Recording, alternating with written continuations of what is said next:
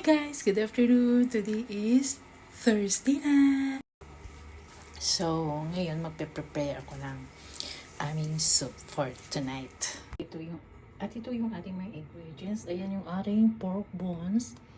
Naano ko na siya. Napakuluan ko na siya. Ayan. Blanch lang, blanch.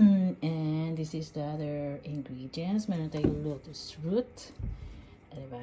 Yung ating carrot. Sabi nila, yung ganitong klaseng carrots na yung masarap sa soup, matamis siya. And of course, corn, tomatoes, and potatoes. At meron pa pala tayong cheese nuts and sweet dates. Okay guys, na-delete yung video ko habang piniprepare ko yung mga ingredients ng aking soup. Hindi siya na-save.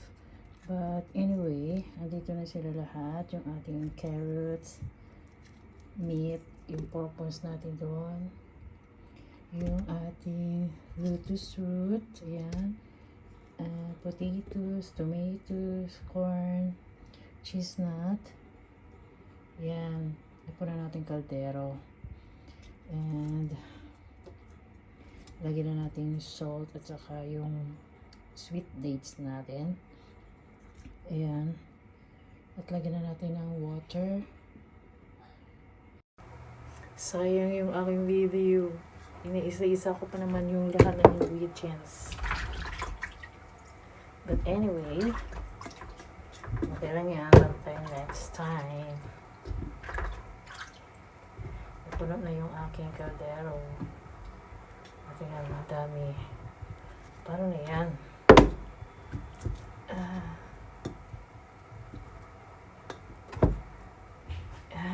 Napuno na. Lagyan natin ng water.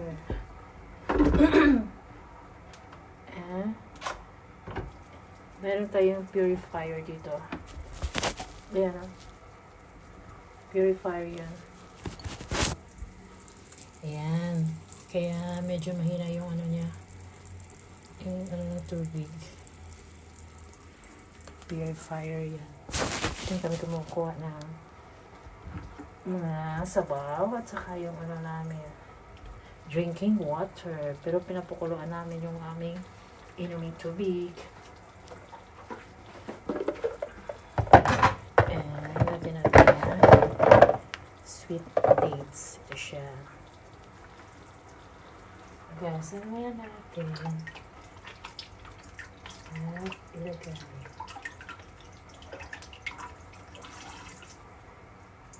Ayan. See?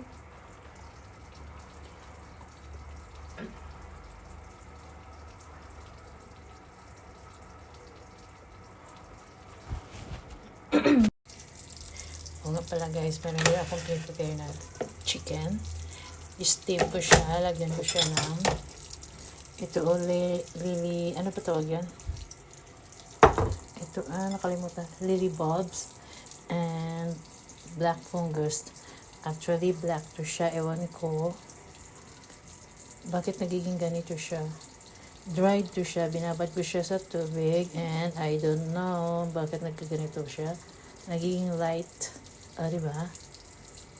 Pero no, hindi ko pa siya binabad. Black naman. See? Ang ating minced pork. I-steam ko rin siya with egg. So, yan ang ating dinner for tonight. And yan ang ating soup. O, diba ang daming ingredients.